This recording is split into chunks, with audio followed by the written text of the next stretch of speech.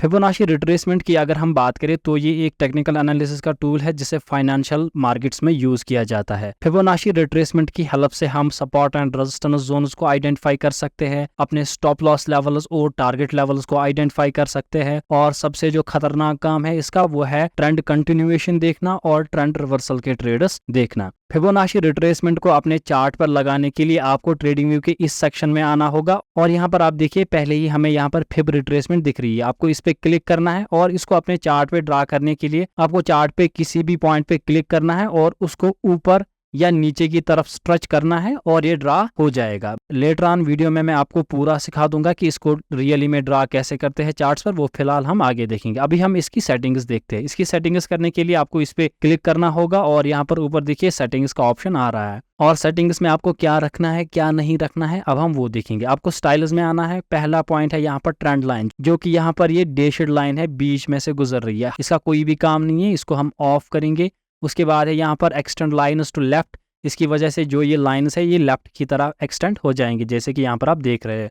इसकी भी कोई ज़रूरत नहीं है। Similarly extend lines to right, इसकी वजह से राइट की तरफ जाएंगे, इसकी भी कोई ज़रूरत नहीं है। यहाँ पर अब आप नीचे देखिए कि बहुत सारे वैल्यूज़ दिए गए हैं, लेकिन जो यहाँ पर हमें इंपॉर्टेंट लेवल्स है हम यहाँ पर वही रखेंगे, बाकी सारे ऑफ करेंगे। हमारे लिए जो इंपॉर्टेंट वैल्यूज है वो है 0, 0.236, 0.382, 0.5, 0.618 और 1। बाकी जो भी है इनको हम ऑफ करेंगे, ये हमारे किसी भी काम के नहीं है। इसके बाद आपको आना है नीचे और यहाँ पर लिखा है यूज वन कलर। इसका मतलब है अगर आप इस पे क्लिक करोगे तो ये जो सारी लाइनें हैं इनका एक ही कलर हो जाएगा, लेकिन अभी ये हमारे किसी काम का नहीं है। यहाँ पर अब नीचे लिखा है प्राइसेस। इसका मतलब क्या है? अब देखिए 0 के आगे एक प्राइस लिखा है, 0.236 के सामने ब्रैकेट में एक प्राइस लिखा है, तो हमें इस चीज की भी कोई जरूरत नहीं, तो इसे भी मैं यहाँ पर ऑफ करूंगा। अगर आपको अपनी लेवल्स में चाहिए तो आप ऑन रख सकते हैं। फिर उसके बाद यहाँ पर लिखा है लेवल्स। लेवल्स में हमें वैल्यूज इस्तेमाल नहीं करने हैं, हम परसेंटेज इस्तेमाल करेंगे, जिसे हम कहते हैं 0.00%, 23.60%, 38.20%। हम ज्यादातर फिबोनाची रिट्रेसमेंट में परसेंटेज ही यूज करते हैं। उसके बाद आता है लेबल्स। इसका मतलब है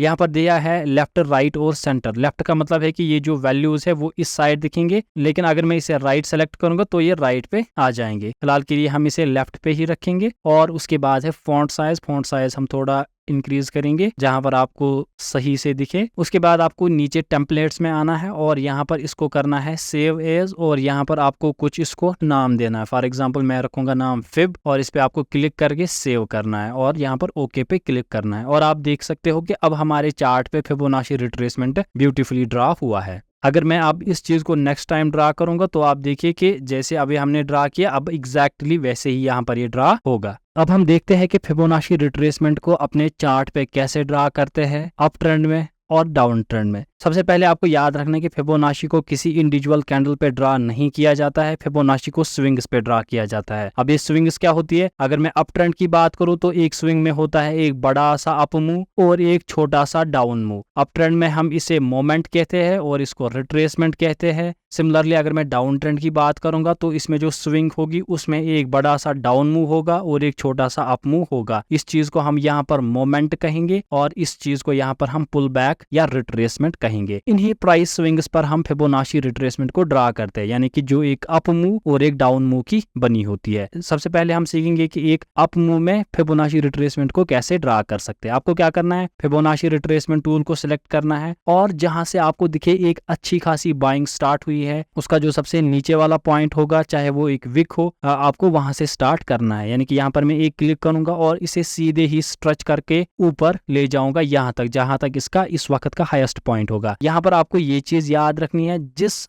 टॉप पॉइंट तक मैं इसे ड्रा करूंगा उसके बाद एक पुल बैक जरूरी आना चाहिए। ऐसी बात नहीं है कि मैं फिबोनाची रिट्रेसमेंट को इसी कैंडल तक ड्रा करूंगा उसके बाद फिर से ये ऊपर गया है और उसके बाद नीचे आया है, तो ऐसे नहीं देखना है। आपको वही ड्रा करना है जहां से फिर एक पुल बैक की शुरुआत हुई है और अच्छा सा एक पुल बैक है। फॉर एग्जाम्पल यहाँ पर आप देखिए मैं यहाँ तक ड्रा नहीं कर सकता, मुझे कहाँ तक करना है? मुझे पूरा इस विक तक यहाँ पर ड्रा करना पड़ेगा। और आप देखिए प्राइस ऊपर गए, फिर ये इसका एक पुल बैक है। अगर इसी चीज को अगर हम और समझे तो यहाँ से आप देखिए, यहाँ से एक बाइंग स्टार्ट हुई, इसे मैं सीधे ड्रा कर सकता हूँ एक तो यहाँ तक, क्योंकि फिर यहाँ से एक पुल बैक आया था। हम मान लेते हैं हमारा जो मार्केट इस वक्त है वो इस पॉइंट तक बना था, तो यहाँ पर भी मैं ड्रा कर सकता हूँ और यहाँ तक एक पुल बैक आया है। ये चीज आपको देखना है कि जहाँ से बाइंग स्टार्ट हुई और वो पॉइंट जहाँ पर बाइंग खत्म हुई और जहाँ से एक रिट्रेसमेंट स्टार्ट हुआ या एक पुल बैक स्टार्ट हुआ, वहां तक आपको इस चीज को ड्रा करना है। सिमिलरली अगर मैं आगे देखूं तो यहाँ से एक बाइंग स्टार्ट हुई है और मैं मान लेता हूँ ये वाला पॉइंट था इस वक्त, और यहाँ से एक सेलिंग की स्विंग जो है वो फिर स्टार्ट हुई, जो कि एक रिट्रेसमेंट है, तो यहाँ पर हम ड्रा कर सकते हैं। फिर अगर हम देखें यहाँ से भी एक सेलिंग स्टार्ट हुई थी, तो मैं यहाँ तक फिबोनाची रिट्रेसमेंट को स्ट्रेच कर सकता हूँ। फिर आप देखिए ये इनकी लेवल से बाउंस बैक करेगा। और अगर मैं सेलिंग स्विंग की बात करूँ तो आपको देखना है कि सेलिंग कहाँ से स्टार्ट हुई और वो फिर कहाँ पर रुकी और जहां से फिर एक बाइंग का पुल बैक स्टार्ट हुआ। फॉर एग्जांपल इस पॉइंट से लेकर इस पॉइंट तक हम एक फिबोनाची रिट्रेसमेंट ड्रा कर सकते हैं और यहाँ से फिर एक पुल बैक भी आया था। अब मुझे और आगे ड्रा करनी होगी तो मैं इस पॉइंट से लेकर इस पॉइंट तक जाऊंगा जहां से फिर एक पुल बैक स्टार्ट हुआ। अब देखिए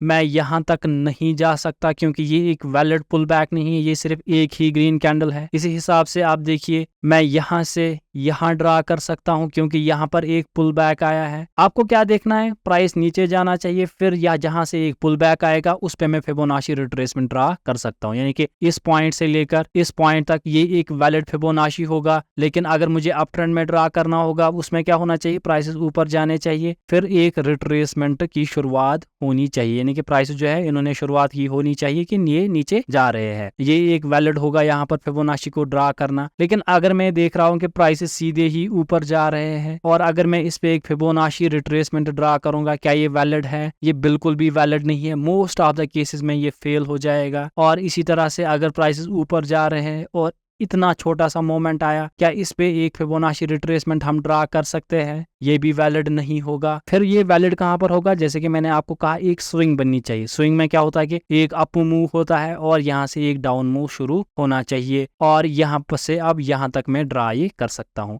अब यहाँ पर और एक क्वेश्चन है कि अगर प्राइसेस ऊपर गए फिर नीचे आए फिर यहाँ से एक बाइंग फिर से स्टार्ट हुई, क्या मुझे इस पॉइंट से लेकर इस पॉइंट तक फिबोनाची ड्रा करना है या मुझे इस पॉइंट से नीचे तक फिबोनाची ड्रा करना है? तो यहाँ पर आंसर होता है जो कि मार्केट का प्राइमरी ट्रेंड होता है और जो मार्केट का बड़ा मोमेंट होता है उस पे आपको फिबोनाची रिट्रेसमेंट ड्रा करनी होगी। यानी कि आपको इस पॉइंट से लेकर इस पॉइंट तक फिबोनाची रिट्रेसमेंट को ड्रा करना है, लेकिन जो ये वाला पोर्शन है ये फिबोनाची में कवर नहीं होगा। आपको यहाँ से लेकर यहाँ तक फिबोनाची रिट्रेसमेंट ड्रा नहीं करनी है। फॉर एग्जाम्पल मैं यहाँ से यहाँ तक इस नीचे वाले पॉइंट तक फिबोनाची रिट्रेसमेंट को ड्रा कर सकता हूँ क्योंकि यहाँ से यहाँ तक एक सेलिंग आई है, लेकिन मैं यहाँ से यहाँ तक पहले ही इस बाइंग को ड्रा नहीं कर सकता। जब तक ना इस लेवल का ब्रेकआउट हो जाए तब तक इस स्विंग को पॉजिटिव कंसिडर नहीं किया जाएगा। आपको यहाँ पर ये याद रखना है, जो बड़ी स्विंग होगी मुझे उसे ही ड्रा करना है। और एक एग्जांपल, अगर प्राइसेस नीचे आ रहे हैं फिर प्राइसेस ऊपर गए और यहाँ पर ऐसा कोई स्ट्रक्चर बनाया, अब देखिए मैं फिबोनाची इस लेवल से इस लेवल तक ड्रा नहीं कर सकता।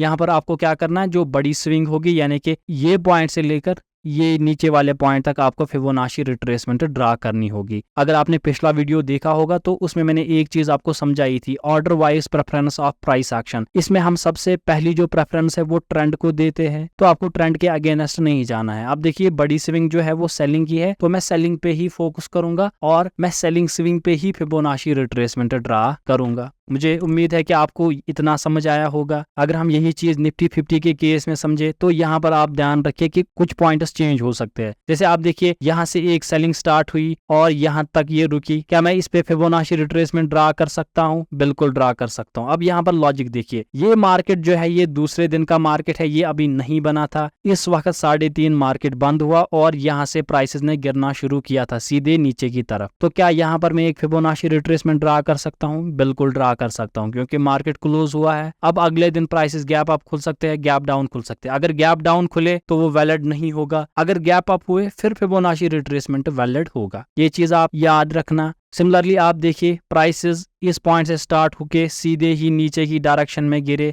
तो ये एक वैलिड पॉइंट होगा फिबोनाची रिट्रेसमेंट को ड्रा करने का। लेकिन अगर मैं अप ट्रेंड का केस यहाँ पर बयान करूं कि यहाँ से प्राइसेस जो है वो ऊपर की तरफ गए, क्या इस पे मैं फिबोनाची रिट्रेसमेंट ड्रा कर सकता हूँ? आंसर है नहीं, क्योंकि जो मेजर स्विंग है वो सेलिंग की स्विंग है। सिंपल में याद रखना है। यहाँ पर भी आप देखिए प्राइसेस यहाँ से नीचे आए, मेजर स्विंग सेलिंग की है। उसके बाद आप देखिए प्राइसेस इस पॉइंट से लेकर ऊपर तक गए। आप देखिए इस लेवल का 100% रिट्रेसमेंट नहीं हुआ है, प्राइसेस ने इस लेवल को ब्रेक नहीं किया है, इतनी बड़ी स्विंग नहीं बनी है। तो यहाँ पर ये चीज वैलिड नहीं होगा कि मैं इस पॉइंट से लेकर इस पॉइंट तक इस फिबोनाची रिट्रेसमेंट को ड्रा करूं।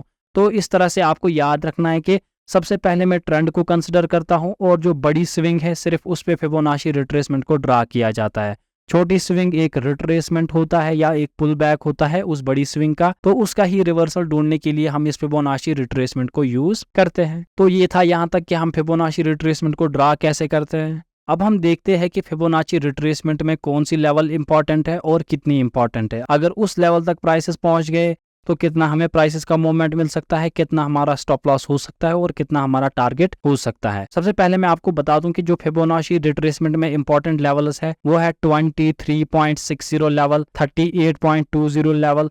50% लेवल जो है ये फिबोनाची का एक्चुअल वैल्यू नहीं है, इसको एज ए साइकोलॉजिकल लेवल यहाँ पर लिया जाता है। ये फिबोनाची का कोई रेशियो नहीं है, लेकिन एज ए साइकोलॉजिकल पॉइंट इसको यहाँ पर कंसिडर किया जाता है, क्योंकि बहुत सारे लोग जो है वो 50% रिट्रेसमेंट का वेट करते हैं। उसी हिसाब से यहाँ पर इंपॉर्टेंट वैल्यू है 61.80 लेवल। तो ये इंपॉर्टेंट लेवल्स है जो आपको याद यहाँ पर रखनी है। पहला पॉइंट आपको याद रखना है कि अगर रिट्रेसमेंट आ रही है 23.60 लेवल से, इसका मतलब क्या होगा कि प्राइसेस ऊपर गए, फिर हमने फिबोनाची रिट्रेसमेंट ड्रा किया और जो प्राइसेस है वो इस वक्त पहुंच गए थे इस 23.60 लेवल से। अगर यहाँ पर आपको एक वैलिड सिग्नल दिखे बाइंग का कि यहाँ पर मैं बाइंग कर सकता हूँ, जिसे हम थ्योरी ऑफ कन्फ्लुएंस जोन्स में पढ़ चुके हैं कि हम बाइंग और सेलिंग मल्टीपल सिग्नल्स को देखकर कैसे देखते हैं। अगर आपने वो पिछला वीडियो नहीं देखा तो हाईली रिकमेंडेड होगा, वो वीडियो आप जरूर देखें। तो यहाँ पर अगर आपको एक बाइंग का सिग्नल मिल रहा है तो यहाँ पर जो आपका टारगेट होता है वो 3 टाइम्स इस रिट्रेसमेंट का होता है। 3 टाइम्स क्या होता है? देखो रिट्रेसमेंट यहाँ से यहाँ तक आई है जो कि एक पुल बैक होगा। अब आपका जो टारगेट होगा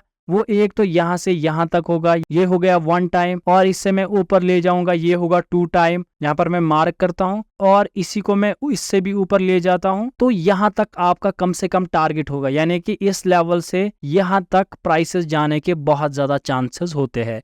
यानी कि जब भी 23.60 लेवल से रिट्रेसमेंट आएगा तो आपका टारगेट 3 टाइम्स इस रिट्रेसमेंट का होगा। ये चीज आपको तब ही देखने को मिलेगी जब प्राइसेस में एक फास्ट मोमेंटम होता है, प्राइसेस जो है वो क्विकली ऊपर जाना चाहते हैं, उस वक्त प्राइसेस में इतना ज्यादा पुल बैक नहीं आता है। तो ये पहला पॉइंट है। दूसरा पॉइंट, अगर आपको दिखे कि रिट्रेसमेंट जो है वो 38.20 लेवल तक आ चुका है, यानी कि प्राइसेस यहाँ से यहाँ तक आ चुके हैं, तो यहाँ पर जो आपका टारगेट होता है वो 2 times the length of retracement होता है। यानी कि यहाँ से यहाँ तक रिट्रेसमेंट आई है तो आपका टारगेट जो है वो एक तो यहाँ से लेकर यहाँ तक होगा और इस चीज को आपको ऊपर तक एक्सटेंड करना है, यानी कि इस वाले पॉइंट से जो आपका टारगेट एक्सपेक्टेड होगा वो इतना बड़ा टारगेट होगा, यानी कि 2 times the length of retracement अगर इस 38.20 लेवल से रिट्रेसमेंट आ रहा है। और अगर आपको दिख रहा है कि जो रिट्रेसमेंट है वो इस 50% लेवल तक आ चुका है तो आपका जो टारगेट होता है वो 1.5 टाइम्स इस लेंथ ऑफ रिट्रेसमेंट का होता है, यानी कि रिट्रेसमेंट की लेंथ यहाँ से यहाँ तक होगी, यानी कि आपका टारगेट एक तो यहाँ से यहाँ तक होगा और इसका आधा होगा। अगर मैं इस लाइन का आधा करूँ वो तकरीबन इतना होगा, तो यहाँ तक प्राइसेस के जाने के चांसेस होते हैं। और इसी हिसाब से अगर आपको दिखे कि रिट्रेसमेंट इस 61.80 लेवल तक आ चुका है तो यहाँ से आपका जो टारगेट होता है वो होता है 1.25x टाइम्स इस रिट्रेसमेंट की लेंथ का, यानी कि यहाँ से यहाँ तक रिट्रेसमेंट की लेंथ है, एक तो यहाँ से यहाँ तक ऊपर जाएगा और इसका 0.25 टाइम जाएगा, यानी कि तकरीबन यहाँ तक ये रिट्रेसमेंट आएगी। तो ये चीज आपको याद रखनी है कि multiple values of Fibonacci retracement से कितना हमारा टारगेट एक्सपेक्टेड होता है।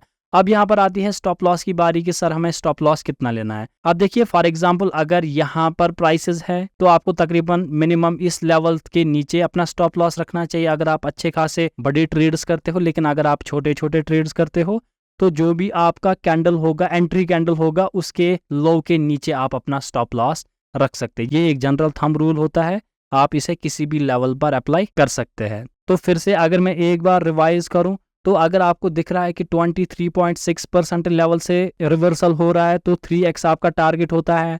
अगर आपको दिख रहा है कि 38.2% लेवल से रिवर्सल हो रहा है तो आपका टारगेट जो है वो 2 टाइम्स होता है। और अगर आपको दिखे कि 50% लेवल जो कि फिबोनाची का लेवल नहीं होता है, जो कि एक्चुअल में एक साइकोलॉजिकल लेवल होता है, इससे 1.5 टाइम्स आपको अपना टारगेट देखना है। और अगर आपको दिख रहा है कि रिवर्सल 61.80 लेवल से आ रहा है तो आपका जो टारगेट होता है वो 1.25 टाइम्स इस लेंथ ऑफ रिट्रेसमेंट का होता है। और एक पॉइंट जो आपको याद रखना है, इस फिबोनाची में जो इस 50% लेवल और इस 61.80 लेवल के दरमियान जोन दिख रहा है, इस जोन को हम कहते हैं golden zone. Most of the reversals यही से होते हैं, यानी कि प्राइस ऊपर जाए, ये ऊपर गए और यहाँ तक आए, फिर यहाँ से ऊपर जाने के चांसेस बहुत ज्यादा होते हैं।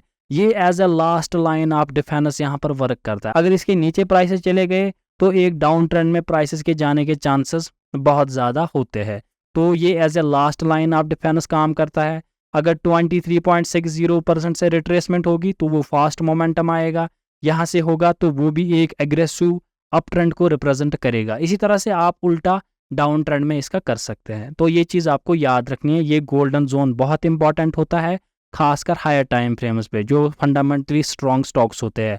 अगर कोई फंडामेंटली स्ट्रॉन्ग स्टॉक है, ऊपर जा रहा है, इस गोल्डन जोन में आ गया, तो यहाँ तक आपको वेट करना चाहिए सेलिंग का ट्रेड लेने से पहले। तो यहाँ पर भी आप बाइंग कर सकते हो अगर यहाँ से फिर बाइंग स्टार्ट हुई, लेकिन अगर यहाँ से नीचे आ गया तो आप एक सेलिंग देख सकते हो। तो ऊपर की लेवल्स पे आपको पहले सेल नहीं करना है। तो ये चीज़ as a last line of defence act करती है, जो ये गोल्डन जोन होता है।